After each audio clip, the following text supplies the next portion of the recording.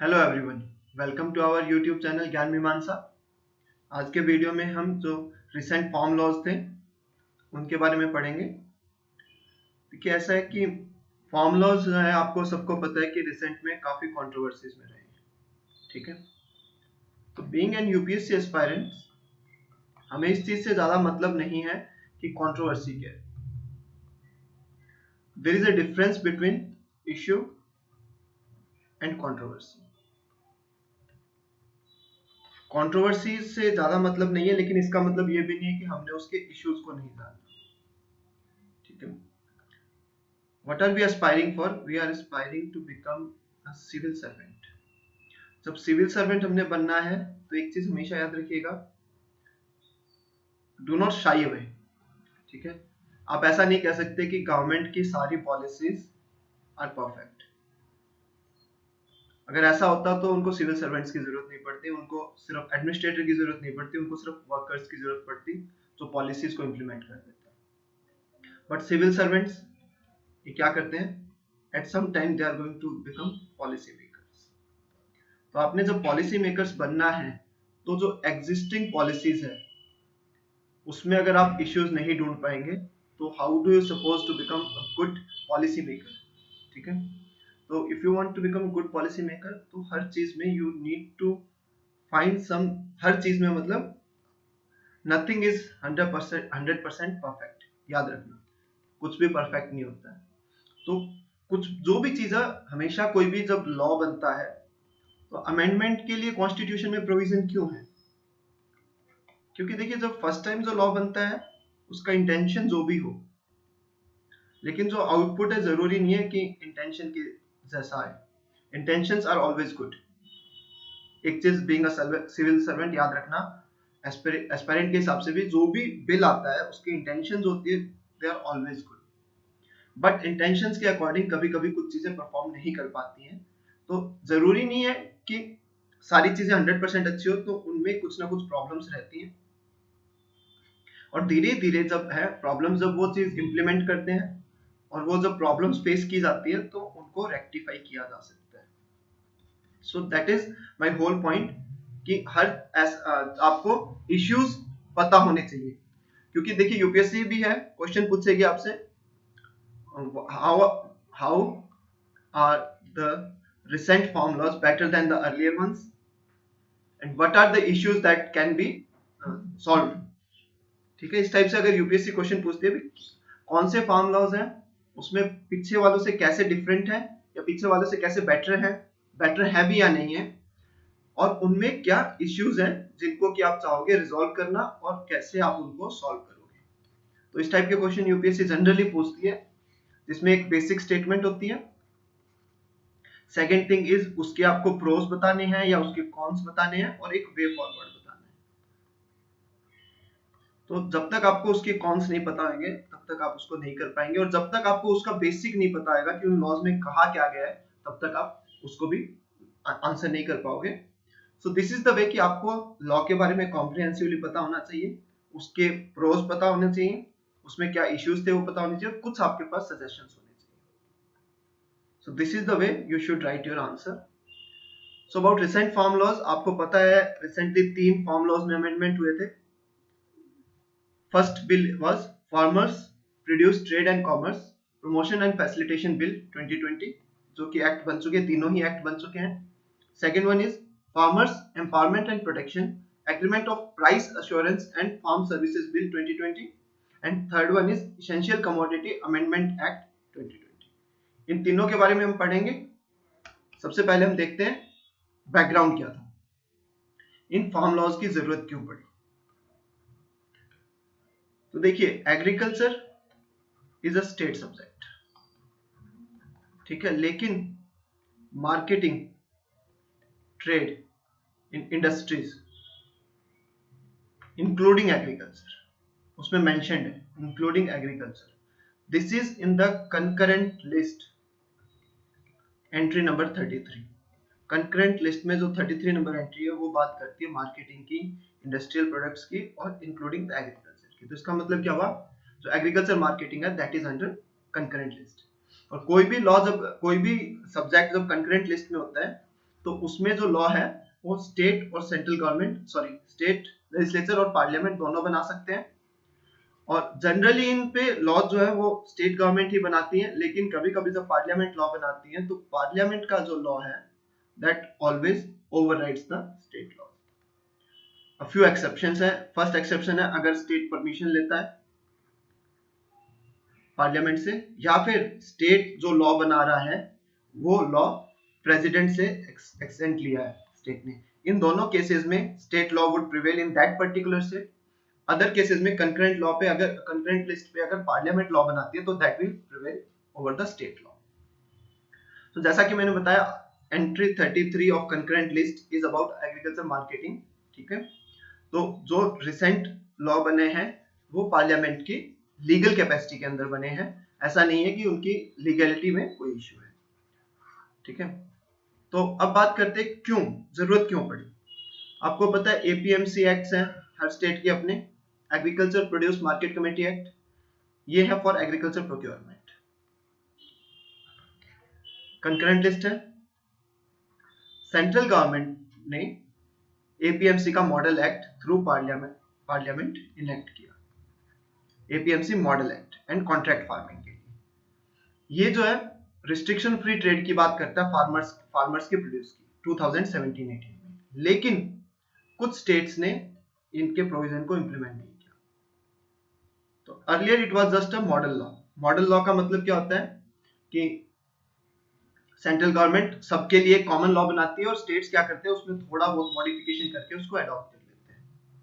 लेकिन इस model law को जो है बेनिफिट है वो फार्मर्स को नहीं दे रहे थे according to the standing committee on agriculture. तो स्टैंडिंग कमेटी ऑन एग्रीकल्चर ने 2018-19 में बोला कि स्टेट्स जो है इस मॉडल लॉ का बेनिफिट वो पास ऑन नहीं कर रहे हैं, इसलिए एक हाई पावर्ड कमेटी बनाई गई जिसमें 7 चीफ मिनिस्टर्स भी थे 2019 में, और इनके रिकमेंडेशन के ऊपर जो नए 3 फार्म लॉज हैं वो आए, ठीक है। So this was the background कि इन लॉज की जरूरत क्यों पड़ी और वो क्यों आए। Next is first law, essential commodities amendment act 2020। देखिए एसेंशियल कमोडिटीज एक्ट एग्जिस्ट करता है तो इसको हम थोड़ा सा इसमें अमेंडमेंट किया गया, ठीक है। एसेंशियल कमोडिटीज एक्ट है जनरली प्राइस रेगुलेशन के लिए, ठीक है। तो क्या करता है ये, it allows for regulating the supply and stock limit of certain specified agriculture produce under extraordinary circumstances. Extraordinary circumstances के अंदर जो सप्लाई और स्टॉक लिमिट है, मतलब कि कोई भी कितना किसी आइटम को किसी चीज को स्टॉक कर सकता है उसको स्पेसिफाई किया जा सकता है under this essential commodities act, ठीक है। तो स्टॉक को लिमिट करने के लिए, लेकिन अभी जो अमेंडमेंट है उसमें इन्होंने प्राइस ट्रिगर की बात करी है कि स्टॉक को वो कब लिमिट करेंगे। ऐसा नहीं है कि every time and all the time. मान लीजिए वीट है, ठीक है, तो वीट का मान लीजिए कहेंगे कि आप सिर्फ 500 क्विंटल ही वो कर सकते हैं, स्टॉक कर सकते हैं। So this can be done under this act. लेकिन अभी अमेंडमेंट से इन्होंने क्या किया, प्राइस ट्रिगर डाला है। प्राइस ट्रिगर का मतलब क्या होता है, एक सर्टेन प्राइस से ऊपर अगर वैल्यू हो जाएगी, ठीक है, तो उस टाइम पे इसको ये रेगुलेट किया जा सकता है अंडर एसेंशियल कमोडिटीज एक्ट। क्यों जरूरत पड़ी, होता क्या है, शॉर्टेज हो गई। फॉर एग्जांपल आप ले लीजिए अनियन का प्राइस बहुत ज्यादा फ्लक्चुएट करता है, अनियन की शॉर्टेज हो गई 140-180 रुपीज केजी तक अनियन पहुंच गया, ठीक है। क्यों हुआ ऐसा, जैसे ही शॉर्टेज होती है तो जो स्टॉकिस्ट होते हैं वो क्या करते हैं, स्टॉक कर लेते हैं, होर्डिंग कहते हैं जिसे। और होर्डिंग होने के वजह से क्या है, सप्लाई कम हो जाएगी, और सप्लाई कम होगी तो प्राइस ऊपर चला जाएगा, डिमांड सप्लाई डायरेक्ट। तो इसको रोकने के लिए इसमें अमेंडमेंट किया गया। अब इसमें अमेंडमेंट में देखिए 2 चीजें देखने वाली हैं, बाकी भी काफी सारी चीजें, बट 2 चीजों से हमारा काम चल जाएगा, ठीक है। फर्स्ट इज हॉर्टिकल्चर प्रोड्यूस है, हॉर्टिकल्चर प्रोड्यूस मतलब वेजिटेबल्स फ्रूट्स वगैरह, अगर इनका प्राइस है 100% से मतलब कि डबल हो जाता है, 100% का मतलब डबल हो जाता है। मान लीजिए एप्पल है, लास्ट ईयर वो था 50 रुपीज के जी, इस साल हो गया 100 रुपीज के जी, ठीक है। या फिर 5 साल का एवरेज था 55 रुपीज के जी और अब हो गया 110 रुपए।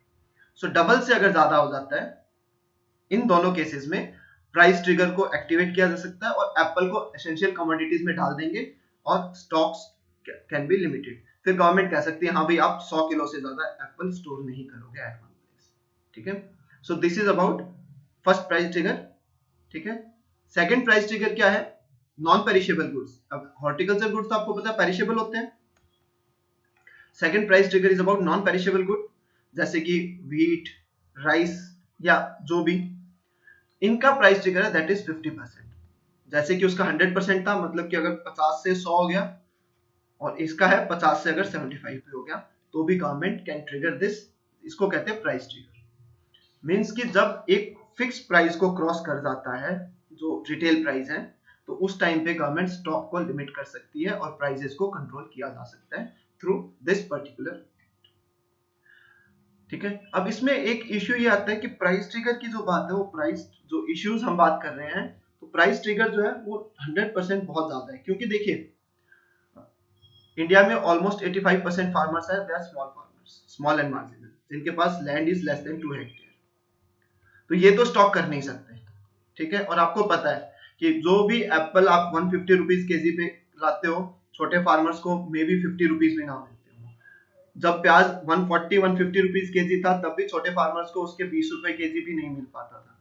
जस्ट एक वो है, ये कोई फैक्ट नहीं है, बट छोटे फार्मर्स को, और ना उनके पास स्टॉकिंग कैपेसिटी होती कि हाँ जी जब शॉर्टेज होगी या जब प्रोड्यूस कम होगी तब हम बेच लेंगे, उनके पास वो नहीं होती स्टोरेज कैपेसिटी। तो उनको तो क्या अपनी फसल को लाते ही बेचना पड़ता है, तो उनको इस चीज से कोई ज्यादा फायदा नहीं होने वाला है, ये है एक issue. Next is farmers produce trade and commerce promotion and facilitation bill. देखिए नाम से पता चलता है ट्रेड एंड कॉमर्स मतलब कि खरीद फरोख्त, खरीद बिक्री, उसको बढ़ाना है और उसको इजी करना है। फैसिलिटेट वर्ड का मतलब टू मेक समथिंग इजी।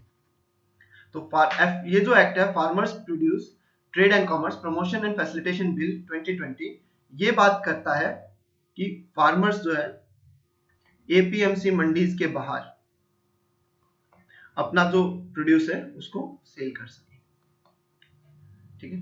तो इसमें एक इश्यू तो ये आता है कि पहले भी जो फार्मर्स थे वो अपना सामान, अगर किसी के पास कैपेसिटी है, कोई बड़ा फार्मर है, तो वो कहीं भी ले जाके बेच सकता था, there was no restriction earlier, ठीक है। पहले जो रिस्ट्रिक्शन थी वो मिडिल मैन के ऊपर थी, जिसको हम आसान भाषा में वो बोलते हैं आड़ती। वो लोग क्या है अपनी जो वहां पे खरीदी अपने एरिया में, अपने एपीएमसी एरिया में, उसको उसी एरिया के एपीएमसी को सेल कर सकते हैं, बाहर ले जाके किसी कॉर्पोरेटर को सेल नहीं कर सकते, किसी कॉर्पोरेट को सेल नहीं कर सकते थे।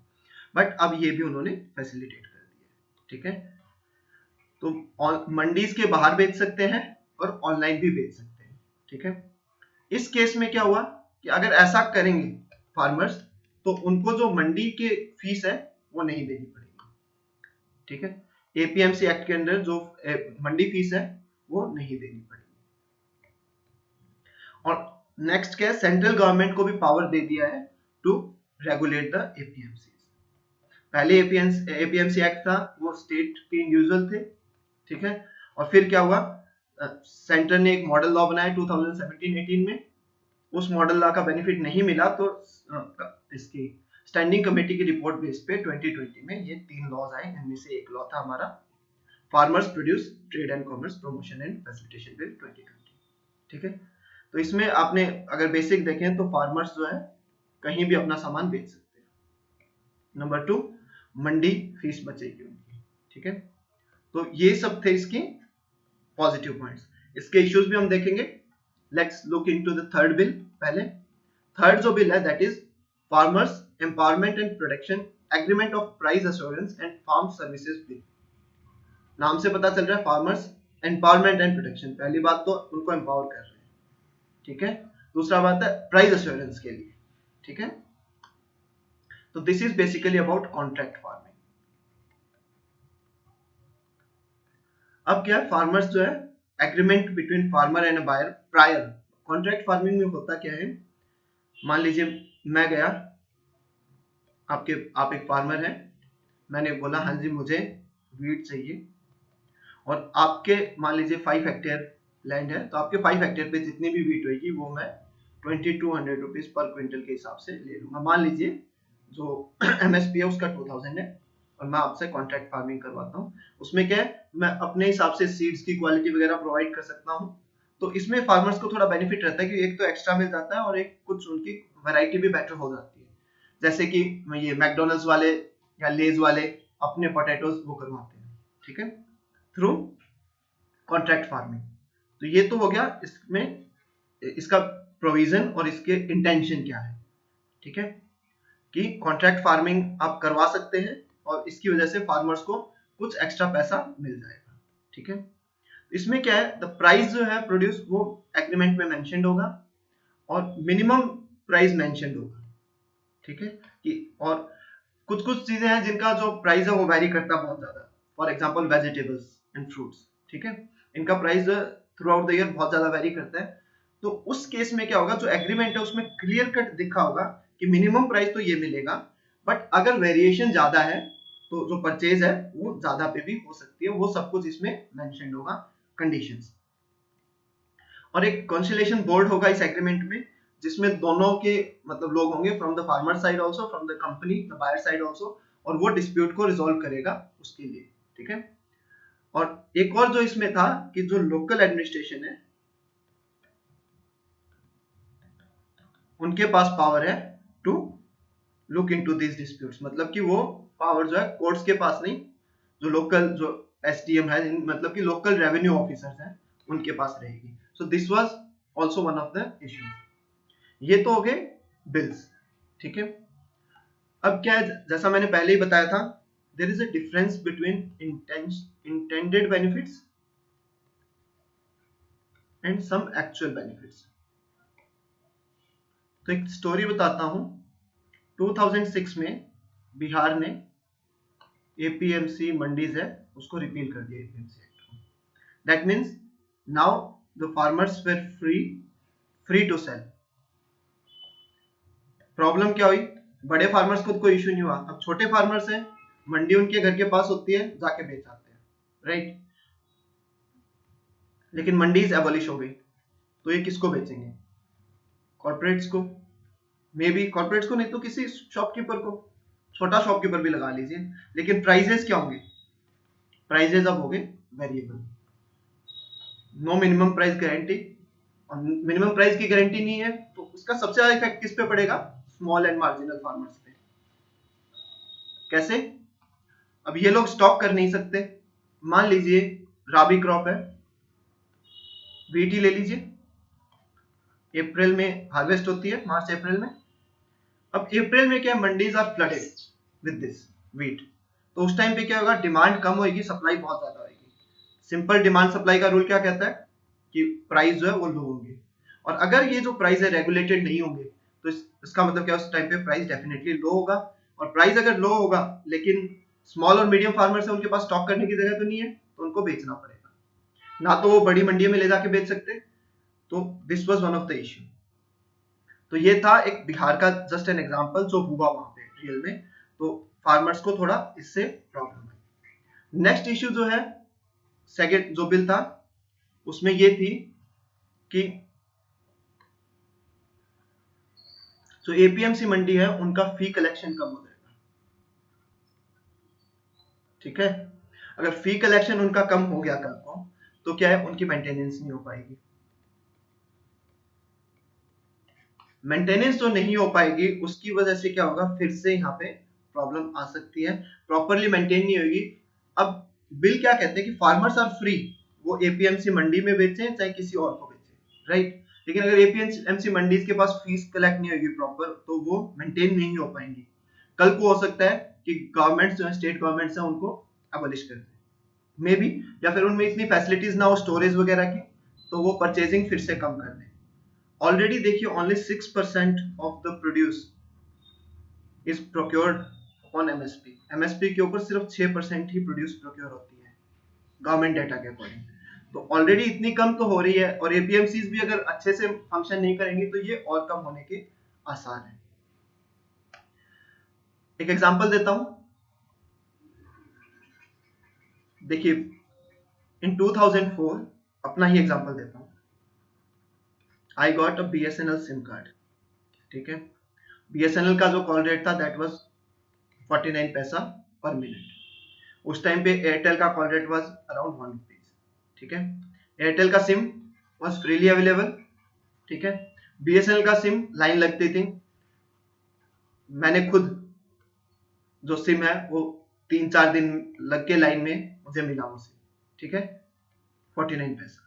क्यों थी कॉल रेट लेस? क्योंकि ये गवर्नमेंट की एजेंसी है, वेलफेयर अप्रोच इंफ्रास्ट्रक्चर, ठीक है। लेकिन क्योंकि पैसे कम थे बीएसएनएल के पास, तो आप सबको पता बीएसएनएल की जो सर्विसेज थी बहुत एट पार नहीं थी as compare to private companies, ठीक है। तो गवर्नमेंट तो कह सकती है ना कि हमने तो तुम्हें फ्री छोड़ रखा है कि तुम बीएसएनएल की लो या एयरटेल की सिम लो, राइट। लेकिन एयरटेल महंगा है, बीएसएनएल सस्ता है। बीएसएनएल का अगर प्रॉपर बात करें तो कवरेज अच्छा नहीं है, तो अल्टीमेटली फायदा किसको हुआ? एयरटेल को, और अफेक्ट कौन हुआ? Normal customer. सिमिलरली जब जियो आया उसने बहुत सस्ती कर दी, ठीक है, almost they gave it for free.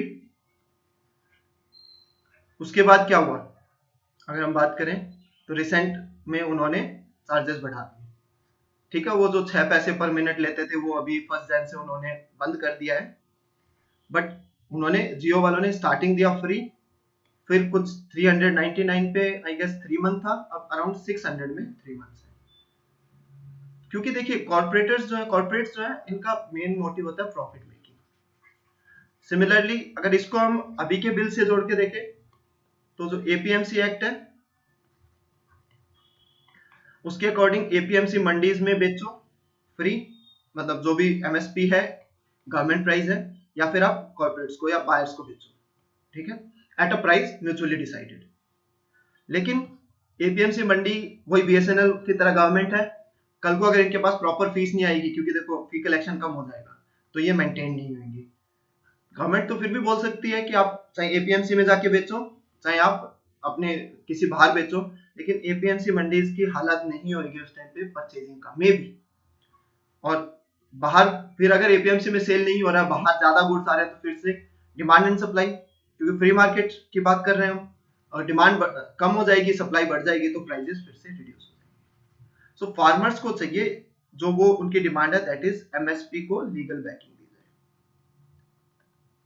This is the basic demand of the farmers, ठीक है।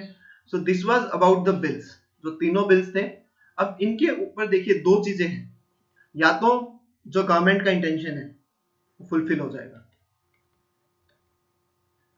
फार्मर्स का इनकम जो है that can be doubled if it works out properly, government का प्रॉपर इस पे वो रहे तो farmers income can be doubled, क्योंकि बिल्स की प्रोविजंस में कोई इश्यू नहीं है। इश्यूज कहां पे है? अगर इन प्रोविजंस का प्रॉपर इंप्लीमेंटेशन नहीं होगा, तो इंप्लीमेंटेशन जैसा कि सबको पता है कि it will be an issue, it may be an issue, तो अगर इंप्लीमेंटेशन में कोई इश्यू नहीं आया तो it is gonna be a very good bill, तीनों मिला के फार्मर्स के लिए अच्छे हो सकते हैं। बट अगर इश्यू आया जो कि फार्मर्स जिसका कि उनको डर है, तो देयर में it may go other way, तो थोड़े इश्यूज आ सकते हैं। तो वे फॉरवर्ड क्या है इसका? देखिए वे फॉरवर्ड में एपीएमसीज को आप एबॉलिश कर रहे हैं कुछ स्टेट्स, या उसके बजाय आप अमेंड कीजिए एपीएमसी एक्ट्स को। इनमें अमेंड करके, जैसा कि मैंने बताया, सिर्फ 6% ही प्रोड्यूस जो है प्रोक्योर होती है थ्रू एपीएमसीज, इसको बढ़ाइए।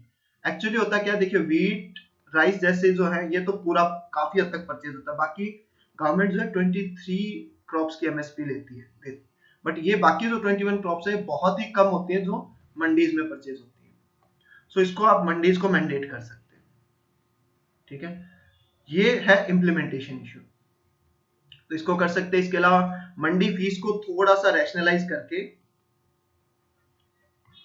ठीक है। और जो एक और इश्यू की बात करते हैं, मिडलमैन चला जाएगा, क्योंकि मंडी में जो मिडलमैन होता है, लेमैन लैंग्वेज में आड़ती, वो कुछ परसेंटेज 0.5-0.1% उसकी इनकम होती है। तो इन बिल्स की वजह से कहा जा रहा है कि मिडलमैन चले जाएंगे। लेकिन देखिए मान लीजिए कोई बड़ी कंपनी है एक्स, वो आपसे परचेज करने आ रही है, तो वो डायरेक्ट तो आपको नहीं जानती है, वो भी किसी मिडलमैन के थ्रू ही आएगी, और ये मिडलमैन फिर से कुछ ना कुछ पैसे बनाएंगे। और मिडलमैन पैसे बना रहे हैं, इसमें कुछ ज्यादा गलत भी नहीं है, दे आर डूइंग बिजनेस। अगर मिडलमैन खत्म हो जाएंगे तो कहीं ना कहीं एम्प्लॉयमेंट भी कम हो जाएगा, right.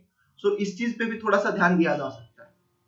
Next is agriculture sector reforms, जिसमें कि हम बात कर सकते हैं एमएसपी रिफॉर्म्स की, more crops could come under MSP. इसके अलावा क्या रैशनलाइजेशन ऑफ क्रॉपिंग पैटर्न बहुत जरूरी है। क्रॉपिंग पैटर्न अब आप जनरली देखेंगे पंजाब में, in general Punjab is not a place for rice cultivation, ठीक है। क्यों? क्योंकि यहाँ पे रेनफॉल जो है बहुत ज्यादा नहीं होती। तो अगर राइस कल्टीवेशन के लिए आइडियल कंडीशंस नहीं है पंजाब हरियाणा, और क्योंकि राइस का प्राइस ज्यादा होता है और फार्मर्स गेट गुड अर्निंग, तो वो क्या करते हैं अंडरग्राउंड वाटर यूज करेंगे, आर्टिफिशियल मेजर्स ऑफ इरिगेशन, इसके लिए बहुत पानी की जरूरत होती है राइस की, तो जो अंडरग्राउंड वाटर है वो डिप्लीट होता है।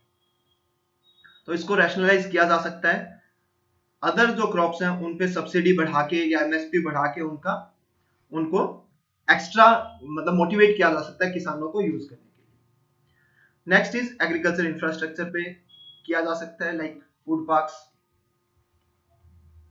अमृतसर में जो इन्होंने खोला है, ठीक है। इसके अलावा इरिगेशन फैसिलिटीज, ठीक है। इसके अलावा लोन्स, देखिए एग्रीकल्चर लोन्स हैं लेकिन अभी भी एटलीस्ट 40 to 50% जो है जो ये है इनफॉर्मल सेक्टर से लोन लेते हैं और वो बहुत कॉस्टली पड़ता है इनको। और इसके अलावा जो लोन मिलता है वो छोटे फार्मर्स को देखिए मुश्किल से मिलता है और बड़े फार्मर्स को इजीली मिल जाता है, और जो लोन जिस पर्पज से लिया जाता है उस पर्पज से यूज भी नहीं होता है एग्रीकल्चर का। तो ये कुछ एक इश्यूज है, अगर जिनको रिजॉल्व किया जाए तो बाकी चीजें अपने आप सेटल हो सकती हैं। So along with the present bills उनमें थोड़ा सा modification, like main modification is their implementation, modification नहीं कह सकते, प्रॉपर इम्प्लीमेंटेशन स्ट्रिक्ट, ठीक है। और इसके साथ कुछ रिफॉर्म्स इन एग्रीकल्चर सेक्टर, कुछ रिफॉर्म्स इन एग्रीकल्चर इंफ्रास्ट्रक्चर, इन चीजों को अगर मिलाते हैं तो we can have a good agriculture income. क्योंकि देखिए इंडिया की इकोनॉमी आज भी 50 to 60% पीपल है वो रूरल बेस्ड है और एग्रीकल्चर इकोनॉमी है, ठीक है। और जो एग्रीकल्चर का ग्रोथ रेट है, जो 4% एनुअल ग्रोथ रेट का टारगेट है, वो अचीव नहीं हो पाता है इवन, जबकि हमने पीछे जो before this crisis and all 7 to 8% तक हमारी टोटल इकोनॉमी ग्रो करती है, उस ड्यूरेशन में अगर हम 4% एग्रीकल्चर ग्रोथ रेट भी नहीं अचीव कर पा रहे हैं, so we need to reform it. Present reforms are good और कुछ और रिफॉर्म्स अगर ऐड किया जाए तो it can be really better. So this was all about the agriculture laws जो रिसेंट में आए, ठीक है। All the best, and next video में I will talk about GS paper 1, उसका syllabus and everything including books, how to approach, ये सब चीजों की हम बात करेंगे। And for any query write in the comment box and you can follow me on Telegram, Instagram और Facebook. I will put the links in the description box. Thank you very much.